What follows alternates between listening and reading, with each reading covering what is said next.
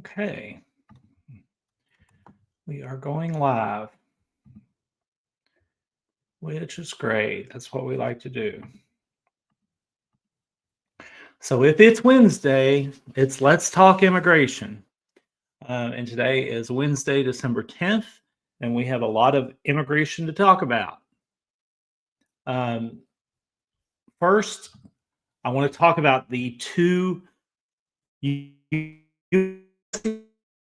policies that are impacting a lot of people and have surprised them. There's actually other policies that are impacting a few really bad, like the Afghan cable. And we have an interest list on our website for that. But impacting lots of people, including people from the 19 travel ban countries, and then also all the asylum seekers, um, um, is this December 2nd memo. But let's start with the November 27th memo. We like to do things in order, right? So I'm going to share my screen. Let's see if it works. It's the discretion memo.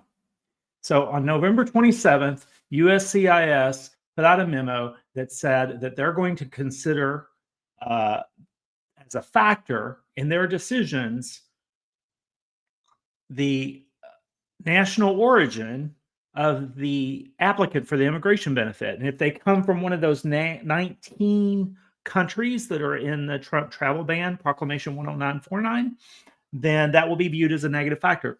We are already seeing the negative outcomes, not negative outcomes. We're seeing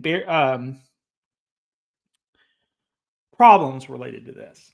What we're seeing is what are called notices of intent to deny. That's where someone files an application for a benefit and USCIS sends a notice that says, you know what, we're going to deny it and here's why. And we are seeing notices of intent to deny on I-539s and also on I-129s, where it's change of status and petition for a worker. So we're seeing notice of intent to deny. They're called NOIDs, and they specifically say, hey, we're going to give you a second chance. Why don't you give us some more information that proves that you have reasons to overcome this negative factor of the country you're from? Pretty crazy stuff. I mean, probably blatantly illegal, but they're going to get away with it until a judge tells them not to. So here, I'm going to share real quick for those that have not seen what they look like. This is what an intent to deny looks like. And here we have this paragraph that's the magic paragraph that says, you know what? This may not have to happen, though. It may not have to be denied if you can give us evidence of good standing, participation in your school or community, affidavits attesting to your good character, or any other evidence you believe demonstrates a favorable exercise of discretion is warranted in your case. Hey, heads up. If you're a student in the U.S. studying, you should probably be volunteering somewhere like at a homeless shelter or a food kitchen or some kind of nonprofit that helps people so that you can have something to brag about when you get this document. Because you may not get it today, but when it's time for you to change your status, you're going to get this document if this is still around, right? So right now is a good time. It's always a good time to volunteer. Pick up trash, whatever you want to do. But it's a good idea to do it now with an organization that would give you a certificate, or you could meet people who could give you an affidavit, because you're going to need some evidence of your good character. Okay. So the next thing I want to talk about is the recent memo, December 2nd memo. And this is the one that's the hold on all USCIS decisions. This is the one that my law firm, Ready Go Law, here is gearing up to file multiple group lawsuit challenges on behalf of people that don't want to take it, that want their applications adjudicated. They want their benefits, their immigration benefits. I mean, they already paid the application fee, and most of them have already waited a long time. But you don't want USCIS to hold these benefits forever, right? There's three parts to this. One is a hold on all asylum. It doesn't matter what country. All asylum applications. Nobody's going to get an asylum decision. One is a hold on pending benefit request. This includes everything, you all. This includes the 539s. This includes the N400s. They've canceled people's N400 interviews. They've canceled the N400 oath ceremonies after the interviews. I mean, they're putting a hold on everything. And number three doesn't impact as many, well, will not show that many impacts, but it has an indirect impact. Let me talk about that.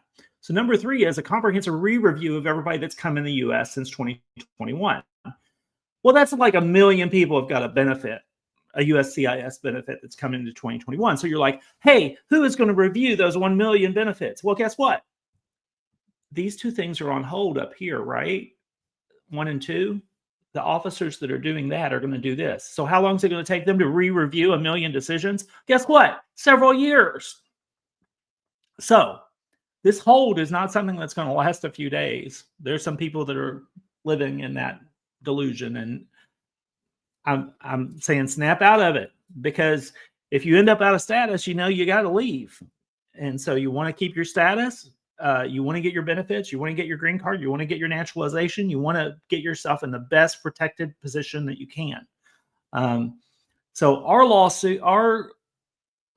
firm is, we have an interest list, and we are already onboarding the first lawsuit. Okay, so let's skip to Ready Go Law's website. Can my back room put that on a scroll on the bottom? That would be helpful. This is the website. This is Ready Go Law's website. There's two places on this website that are really important right now. One is the lawsuit we're onboarding, which is for the people with a pending 485 applications. I'm thinking this is going to be more than one lawsuit filed in different courts, and there's going to be a lot of plaintiffs. The reason I say that is because we've got over 400 people on the interest list already, and they're from all over the country. It's people with a pending 485 that want decisions on the 485, don't want them on hold. Yep, this is our website. Thank you. So if you click here, there's a case prospectus where we explain the lawsuit, the terms, the price. I've got 4 videos, one in Farsi, Somali, Spanish, and mine in English. Cost to participate, $3,000. Payable is $1,000 up front, $2,000 on February 1st. Deadline to participate, you got 16 days to participate. And the way you register is you click this little red button. It's not live now, but my team is so close to having it live. Check back later tonight or tomorrow. It'll be live. Okay. And it's possible that we may move forward with a lawsuit even before the date that it says here, because my vision for these 485 cases, considering the demand, is making kind of on a rolling basis. Whenever we got a big bunch of people that's ready to go in the Central District of California, we file that lawsuit. We file a motion for preliminary injunction, because one of the wonderful things about group lawsuits is sometimes you can spread out the cost and do more aggressive motion practice. And I think everybody would benefit from that. And so the other thing on our website I wanted to point out, you have to click on these 3 little dots up on the left, and you go to lawsuit interest list. Okay. So we have an interest list to challenge this December 2 USCIS memo. Okay. We also got interest lists for Afghan immigrants, because they've got a cable that's stopping the adjudications at the embassy. We've got one for IR5 group lawsuit for the IR5, mainly Iranian IR5s, but any IR5 subject to the travel ban, because sometimes they can't afford individual mandamus lawsuit, which is typically what IR5 APs do. So sign up for this if you can't afford that, and we'll let you know when we're ready to move forward. And then an interest list for the DV 2026 selectees. I don't file DV 2020 DV lawsuits before the year, right? So we're a few months away from moving forward with DV 2026 litigation. But if you're a DV 2026 selectee and you're impacted by the travel ban, you really need to sign up there, so we'll let you know when we're ready to move forward with this lawsuit. Because when we decide to move forward with the lawsuit, we shoot out the opportunity. There's a window. Either you make it in the window or you don't. And a lot of people come to me, more people, every time I file a group lawsuit, more people come to me after we file it and say, hey, can I join? And I say no, than people that join the lawsuit. Always happens. It's crazy. So today we're focusing on the first one. Pending USCI applications group lawsuit interest list. And this is challenging the December 2nd policy memo that's put a hold on everybody. When you click there, this is what it looks like. All we're collecting is enough information to know which lawsuit you would go on. Also, if you wanted to look at this in different languages, you can. There's in French. Oh, oui. Okay. So, okay. So we need your name, your phone number, your email, your nationality, the application or petition that's currently pending. So in other words, if it's N400 for interview, N400 post interview,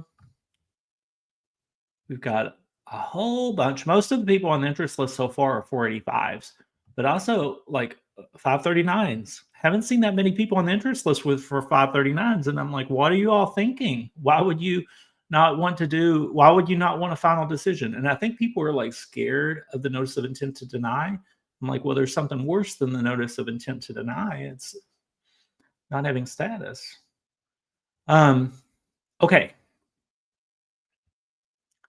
Where's 485? There we go. That's what we're seeing most of.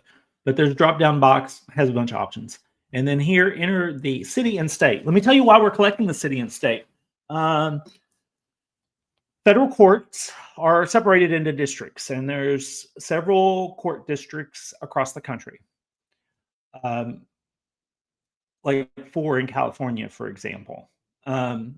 And so we might put together groups that file in the district where people are located or where they're waiting for the benefit, because that would eliminate the government's arguments on joinder and venue, because the government's going to throw every argument at us that they can.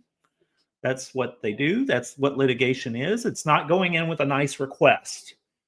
Litigation is we're going to the court saying we're right, they're wrong. And so the government's going to be like, no, we're not wrong. And then they're going to throw out every argument they can.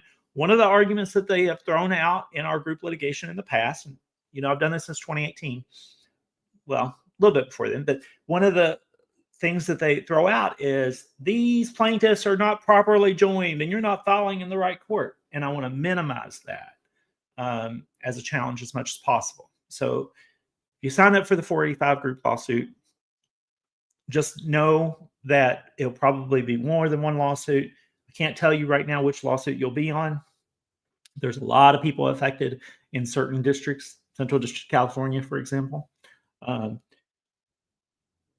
noticed a few people have signed up in the Eastern District of Virginia, some New Yorks. Like there's a lot of people on that list. But the lawsuit we'll probably move forward with first are the ones where most people are at. Okay, so I've talked about our interest list. I've talked about the onboarding for the 485 case. Now I'm going to go to questions. Okay.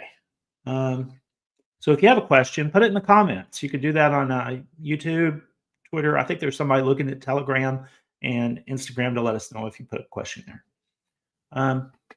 Could you please clarify if the designated negative factor policy associated with the list of 19 countries also applies to I-140 NIW petitions?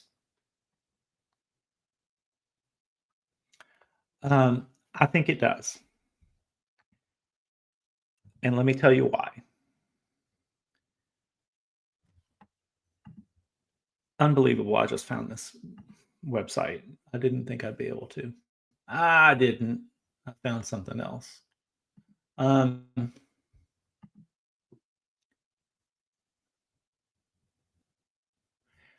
there is a USCIS webpage that talks about which benefits are discretionary, and surprise, most of them are. I didn't find that website. So, but let me just say generally, yep, you will be impacted by the discretionary benefits. That doesn't mean you're going to be denied the benefit. It means that they're going to look at that as a negative factor. It's Chapter 8, discretionary analysis. Okay, here we go. I found it. Chapter 8 of the USCIS policy manual is on discretionary analysis, and it has a handy dandy chart. Immigration benefits involving discretionary review. This is where the consular officer can go like this. Said, I'm sorry. I didn't mean consular officer. I meant USCIS officer. So petition to classify alien as a non-immigrant worker. Discretion involved, no with exceptions. Fiance, so 129F, yes.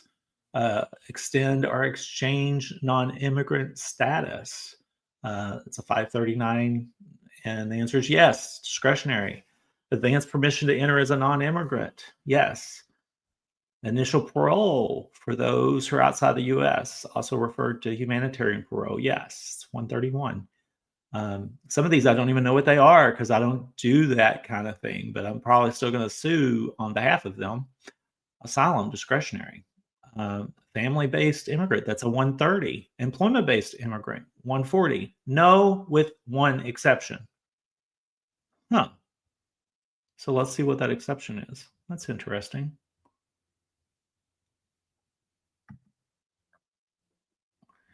The national interest waiver element is discretionary. Okay, so if it's I-140 NIW, it's discretionary. It says that right there. See Masavi versus USCIS. Okay, great question. I think everybody needs to assume that the USCIS is going to apply this to most benefits. Okay. Currently, it appears that the processing of these cases has been paused and their future remains uncertain. I don't have a way to know whether or not processing of I-140 applications is paused or not because there's no little window where I can look and see like those cameras, those Ring cameras on your door or whatever. Can I pull that up on my phone and look to see if they're working on? I don't know, but I definitely agree that the future remains uncertain. I would assume that they've been paused though, because the December 2nd memo says that they're on hold. At least the decisions are on hold. So whether or not there's processing or not, since the decisions are on hold, it's the same result, same outcome. You're not getting a USCIS benefit as long as the hold's there. Okay, Andres looks happy, says hello. When will the group lawsuit be filed? My wife's I-485, based on a grant of asylum, has been pending for some time. We're from Venezuela. Okay, great question, Andres. As you know, as I've just mentioned, we are onboarding that lawsuit first, and it will be more than one lawsuit. And to give people a general idea, I've put that information actually on the website of what we plan to do. And that is deadline to participate is December 26th, filing date for complaint January 9th. We might file complaints before January 9th if we have groups of people ready to go that have already, and there's a big group at a certain court. Or it might be a little bit after if we only get one person to sign up for that court and we think it's better for you to be at a certain court. So generally, we're doing onboarding in December so we can file lawsuits in January. Okay. And I hope that your wife can participate. The document states that this negative factor will impact all matters involving discretion, and it specifically mentions that I-40 and IW cases are included. Okay. So this is interesting because you asked me, that's the question you asked me. So you already know the answer. It's included. Okay. How likely is it that we will start seeing notice of intent to deny for NIW cases once this processing pause is lifted?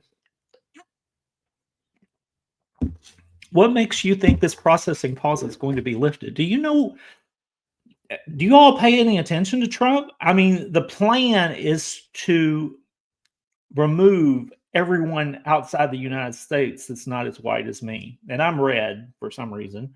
So they're probably going to remove me too. They're in charge at the White House that are immigration policy together are not your friends. This isn't a technical glitch. This is their goals forever. Okay, so your optimism here, reality check. I don't think this is a processing pause, really. I think that this is the way that they will have it for 3.5 years, unless a judge tells them not to. Okay, but I could still answer your question.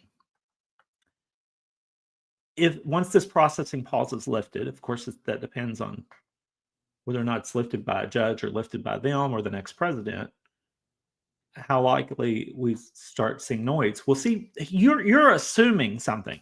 You're assuming that the December 2nd memo disappears, and if it does, will the November 27th apply?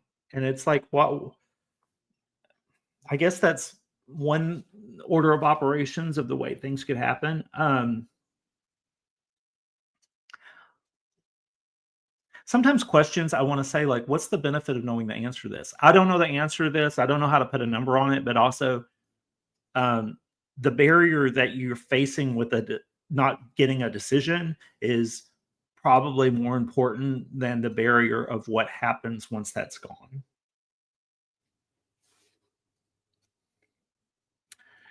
This is a problem I've had representing primarily Iranians for the last several years, usually, especially during the travel ban, during the COVID bans.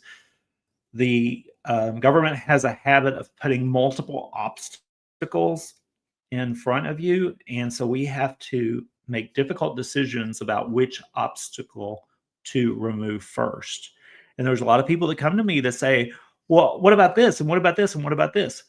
Let me tell you, if I go before a judge and say these 14 things that they're doing are unlawful, can you enjoin them all? Can you stop them all? The judge is going to say, no, get out of here. You're too ambitious, right? We have to keep lawsuits simple. Okay. That's why I want everybody to be in the same category on a lawsuit. I want the story to be something that's easy to explain. So your question that you ask is a little complex because it's talking about the interplay between two different memos. I'm not going to go to a judge and do that. We're going to challenge the December 2nd memo. That's going to be our goal. Okay.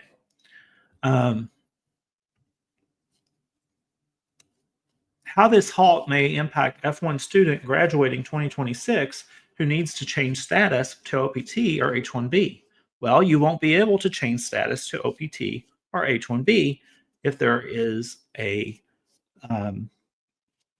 hold on those decisions. Whether you would advise delaying graduation until the policy becomes clearer. I think the policy is clear right now. So if you want to delay, I don't know what clarification you want on the policy. I guess you could, the only clarification you might have is once people start answering these notice of intent to denies in January, what happens next? And in my view, what's going to happen is next is nothing, because the December 2nd memo says that they don't supposed to be giving decisions. So if USCIS is not giving decisions, what happens next is nothing. So go ahead and base your decision on whether or not you want to delay your graduation on that.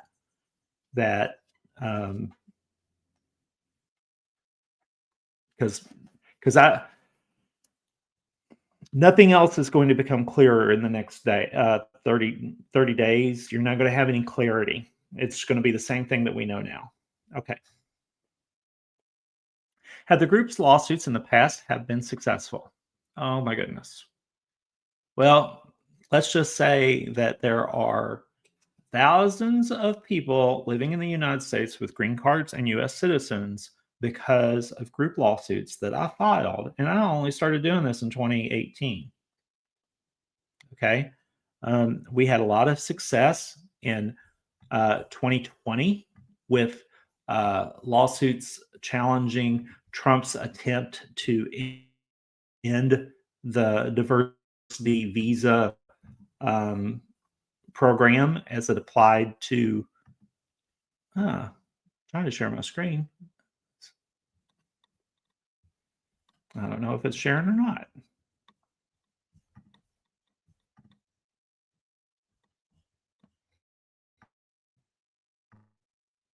Yep, there we go. Okay. And it's good to talk about this because I want to explain something. A lot of people like are scared of litigation and are like, no, that's not for me. It's not going to work. Well, what happened in 2020 with our group lawsuits? This was at my prior law firm, Morrison Urena. We filed a lawsuit for 226 families, and then we filed another lawsuit for 115. And then the judge issued an order that said that the State Department had to stop that policy of ending the program and prioritize adjudications for the named plaintiffs, which were plaintiffs in this lawsuit and that lawsuit, which caused everyone else to realize, oh, we missed the bus. And so we did a big lawsuit with the people that had missed the first two. And some of them got visas, but most of them, we fought for years to get them visas after September 30th. And ultimately, the appeals court, the Biden administration appealed the order that we won. And the appeals court said, no, a judge couldn't reserve visas past the end of the deadline. So the lesson from DV 2020 group lawsuits is get in on the first cases. Don't wait for the last. But since we're talking about group lawsuits, let's talk about the one we did in DV 2021. This is one where we did 3 big group lawsuits, one with 70 families, one with 375, and one with 11,000 families, 24,000 plaintiffs total. About the same thing happened. The people in the first 2 lawsuits, we had a much more of the plaintiffs were able to get their immigration benefits in time. And good luck, only of those 11,000, only 1,000 of those families, about 3,000 plaintiffs were able to enter the U.S. Something interesting, though, a lot of the people that were not my plaintiffs did enter the U.S.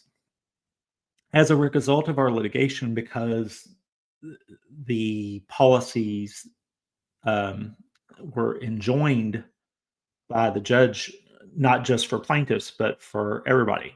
That's something we can't count on anymore. And I want to talk about that a little bit. So the old days with group lawsuits, is my internet there? I don't know if you can hear me. Ooh, that's bad.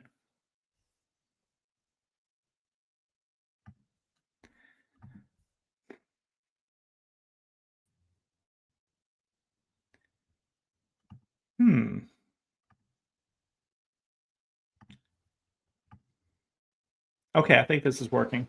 So with the old days with group lawsuits, I would say, hey, okay, the judge has a discretion whether or not they want to give relief to just the named plaintiffs, or they want to give like a universal injunction that gives a relief to even people that are not plaintiffs.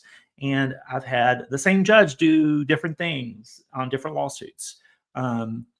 Judges go either way on it. But last year, Congress tried to stop this with the No Rug Rulings Act, and before they got a chance, I mean, it passed the House, but before the president signed it, the Supreme Court came in and said universal injunctions are not the way to go, only in rare circumstances. So the only time a judge can weigh in and give relief for all is if there's one of those narrow exceptions, or a class is certified, a class action. Class action lawsuits are not normally what I do. Only if a judge kind of hints at what they want, that's what they want, because it's very hard to get a class certified. The government fights it very hard, and we lose sight of what we want, which is to take care of our clients. That's our first goal. We are not a nonprofit. We're a business. So I have to take care of my clients first. And that's not what a class action does. Okay. So I've rambled about this a little bit. Group lawsuits in the past have been successful. Not always, though. Sometimes we have partial success. Okay. And sometimes we don't have success. Need to be clear about that. Okay. Although it's less likely. Okay. From Instagram, thank you, Backroom. What will happen to DV ethnic minority Iranian? Are they going to be stopped carrying a visa? At this moment, that is the ethnic and religious minority exception is still in place. I think what you're asking is another travel ban going to come that takes away that exception, and that is possible. Trump has talked some rhetoric since that shooting of the 2 National Guards officers. He's talked some rhetoric about expanding the travel ban, but he's not done it yet, so we don't know. I would say if you get a visa issued, and it is an exception to the travel ban, don't wait around to find out. Get on a plane and come to the U.S. Okay. Instagram, another question.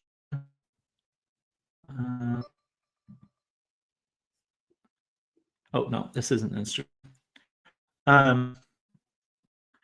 Thank you for answering our questions. If a man decides to pursue a PhD after graduation, does he or she still need to go through USCIS and new policies or not? Well, I do litigation. I don't represent people with their underlying student visas. And I think that you need to consult with your attorney that's handling your underlying student visa, because I think that's who needs to answer this question.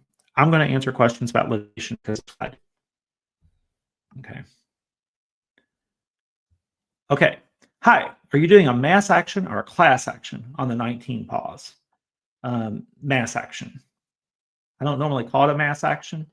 I don't know who started calling it a mass action. Sometimes it's called a joinder action because it's the Federal Rules of Civil Procedure has a rule. I think it's 26 for joinder, and it's Rule 26 joinder,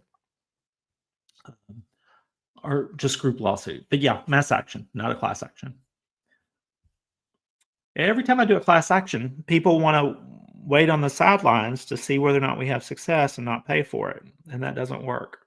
That's not fair to the people that are paying for it. Okay, who do you recommend to join the lawsuits? Anyone with a pending case, or the ones who already waited long, maybe more than 10 months? Okay, anybody with a pending USCIS benefit from one of the 19 countries that's waiting on an immigration benefit, they need to be participating if they have a pending petition. Or if you're waiting on an asylum case and you're from any country, you have standing to sue also. This how long you've waited thing is relevant if we're saying that things are being delayed, but we're only saying that they're being delayed because of the hold. The main thing is they are withholding a benefit. I've got this taped to my wall here. 5 U.S. Code 706, scope of review, says that the reviewing court shall compel agency action unlawfully withheld or unreasonably delayed. Usually when we bring court cases and saying, hey, a benefit's being unlawfully withheld, we have a hard time proving that cause of action. Often that cause of action is motion to dismiss is granted on that cause of action, maybe not the others, but on that one, because we can't show and prove that they are withholding the benefit. Here, they have given it to us on a silver platter. They have given us Exhibit A. It's gold. It's like, what we're going to say in our complaint is, Your Honor, they are withholding a benefit, and that's unlawful. And see Exhibit A, where they are admitting that they're unloading a benefit, withholding a benefit. So, the reason I'm going there is I just want you to know that the length of delay, obviously, if you waited more than 10 months, you're probably more eager to participate than some others, but it's not as important as you think when you're challenging a withholding. Okay. There is a situation where the length of delay is important, and that's if it's N-400 post-interview, which is a case I hope to be filing, multiple cases I hope to be filing with a colleague, Brett Banias. If it's that situation, there is a provision of law that allows us to go to the district court judge, and the district court judge can determine whether or not you're a citizen or not. Okay? But that's only after 120 days. So I know a lot of people in that situation. I think I've talked about 19 in the last couple days,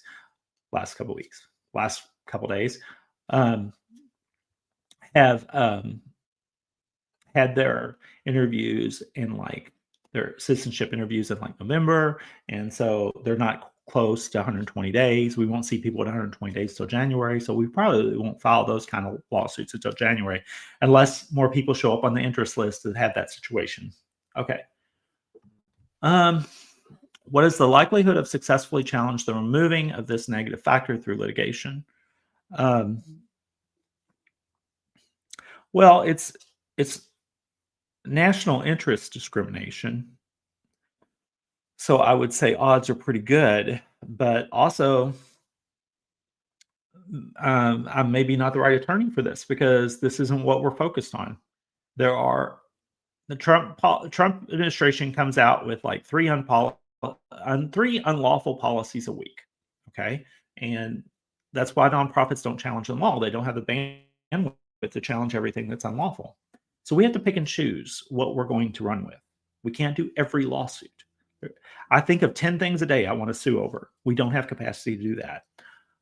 The focus of our first lawsuits are going to challenge the hold of decisions, not that the discretionary memo. I bet one of the nonprofits steps forward with a challenge of the discretionary memo. So far, what I've seen is the nonprofits are still collecting information. They call them case studies to determine what's happening in the field. And so they're probably not going to move fast on that, but that's who I think is going to challenge that. Okay. Which countries Trump target again for travel ban? So you're thinking about the 19 countries that are, I don't know if your question is travel ban or the next one. So the current travel ban, going slow. 19 countries. You could just go say what they are.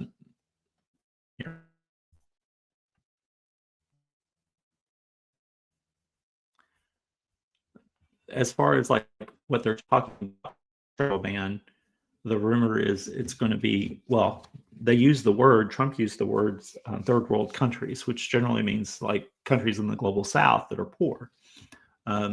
And then the Department of Homeland Security tweeted something like all countries, every damn country. So who knows? I mean, they're nuts. They might say travel ban to all countries, which would mean international airports wouldn't be necessary anymore. Also, nobody's going to come to the World Cup if there's travel ban on all countries. It's like the people that are running the United States government right now are so stupid. I'm wondering why you all want to come here. What are you thinking? It's a joke, but not really. I'm really worried about our country.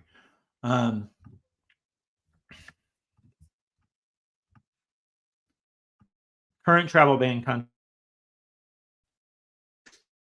Well, we'll put them on the screen now.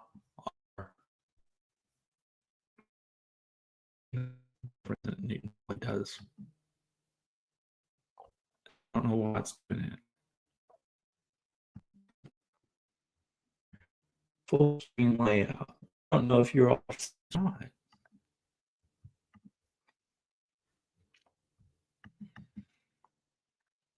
Okay, StreamYard, if you want to do an upgrade, these are the countries. What about me? I want me on the screen too. Do the one. So those are the countries for the travel ban. Okay. Now I just want to get.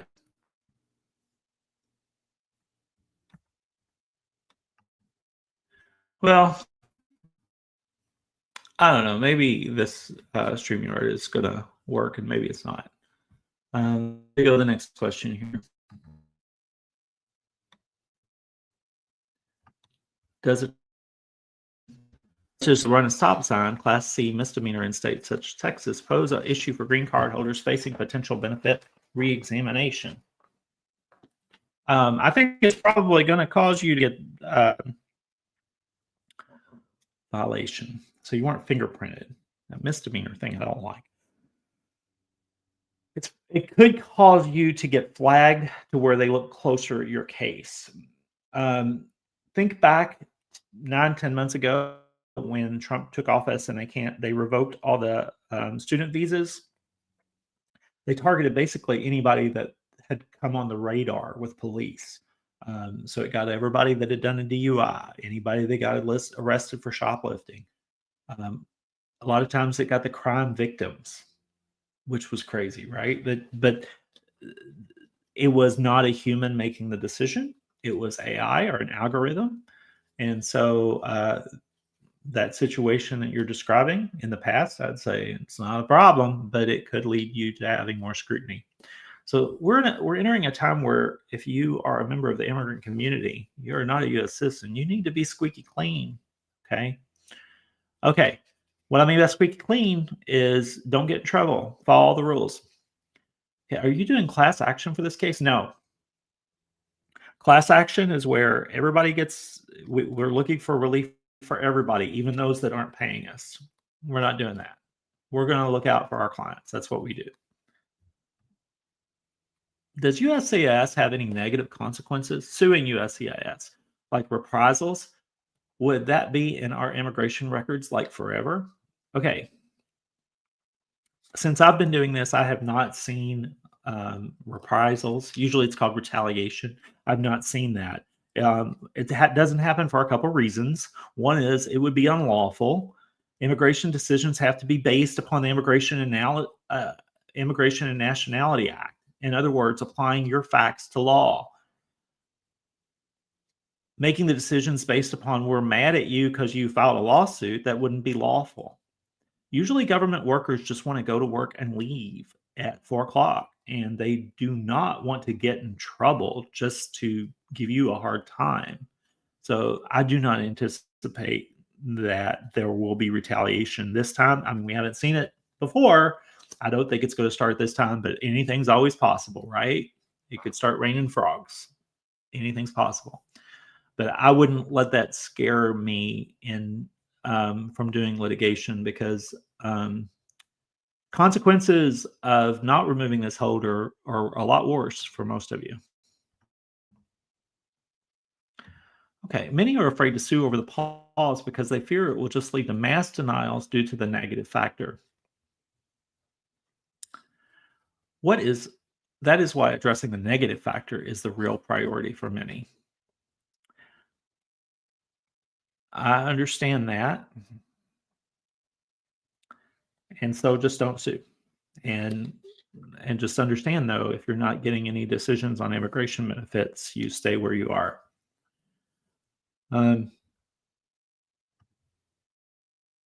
Okay. My interview was done on August 18th, and according to the officer, I was approved, waiting for a visa number. Oh, one of those EVs that they ran out of visa numbers. If I join the lawsuit, will my case continue from that point, or does it go back in process? My case. So I don't use the word case.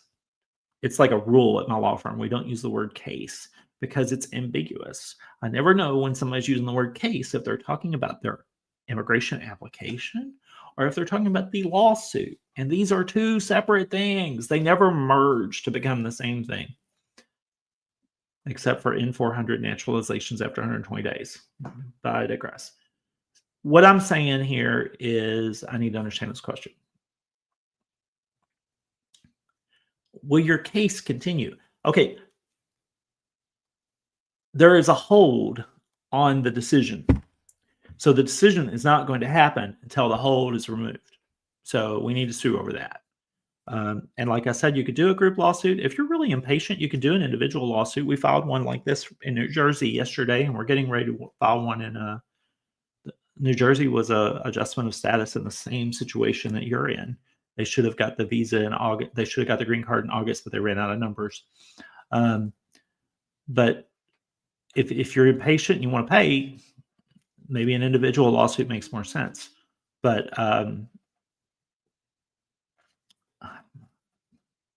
your question's a little bit confusing to me, so I feel like I'm not answering it. I'm trying to. If you join the lawsuit, will your case continue? Okay, nothing will happen with your individual applications unless USCIS decides for something to happen or the judge decides for something to happen. The judge orders USCIS to stop applying the hold. So I can't answer the question because I'm not the decider, right? USCIS decides what's happening with their policies unless a judge tells them otherwise. I don't get to tell them what to do. By case, you mean your I-485 EB2. Let me read that question again. Will my EB2, my I-485 continue from that point? Continue. We don't know that it's not being processed now. We just know that it's not getting a decision. It's probably not being processed. But yeah, I don't know. I don't know how USCIS will react to the lawsuit, and I don't know whether or not a judge is going to compel them to act. So you're wanting me to give away the plot on give away the, I forget what that's, spoiler alert or something. I don't know what's going to happen. That's the thing about litigation. We don't know the outcome. Sometimes they're better than we even want. We hope. So I don't know. Okay. Great questions today, everybody. But I've gotten to the bottom of them. So if you got one, now's the time to get it in there because it looks like I have capacity to answer it. When you say individual lawsuit, do you mean a writ of mandamus? Great question. A writ of mandamus technically is one cause of action. Mandamus is Latin for like do your duty. It's like where you're asking the government to do its duty, and it's one cause of action. Modernly, lawsuits challenging unreasonable delays get relief when they get relief under the Administrative Procedures Act. And they only go to mandamus if the Administrative Procedures Act don't offer them. So when you say a writ of mandamus, I have never in my life filed only a writ of mandamus. We always include multiple causes of action, usually Administrative Procedures Act and a writ of mandamus for an unreasonable delay lawsuit. The group lawsuit is going to have a mandamus cause of action, but it's also going to have a cause of action for lots of interesting things. Constitutionality, because it's national origin discrimination. Conspiracy, because the USCIS director and the Department of Homeland Security director they're conspiring to deny civil rights. We're going to have a cause of action for under the INA, because under the INA, you can't do national discrimination, national origin discrimination. And I know some of you say like, oh, but that's for visas. Well, how's somebody with an I-130 or 140 that's abroad going to get a visa if they have a hold on their petitions? So I think that that's viable cause of action.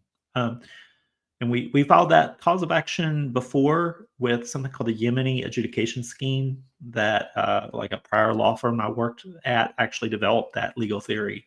And because USCIS, this hold that you're seeing, it's not completely unprecedented. They used to do this to the Yemenis from the time of the Yemeni civil war, like in 2016, all the way up until 2021 when USCIS director come along and said, we're not going to do this anymore. It's discriminatory and under Biden and they did away with it. So we're going to draw on those causes of actions that we brought in past lawsuits. And we're probably going to sprinkle those into our individual lawsuits too. When I file a lawsuit, I kind of like to be aggressive and make things difficult for the government. I'll give you an example of that, actually. We had an individual mandamus lawsuit where they're subject to travel ban. So I had to stay on the lawsuit, put the lawsuit on hold. The government agreed to it. And then they refused the applicant under 212F. This actually happened a few times. And the government attorney emails me and says, hey, they've been refused under 212F, final refusal. Will you dismiss the lawsuit now? And I'm like, no. INA 212F does not give the State Department the authority to refuse a visa application. It just gives Customs and Border Patrol the authority to suspend entry. So no. And I realize that government attorneys don't always like me, but I'm going to look out for my clients' rights, and I'm going to make things difficult for the government if they want to infringe upon my clients' rights.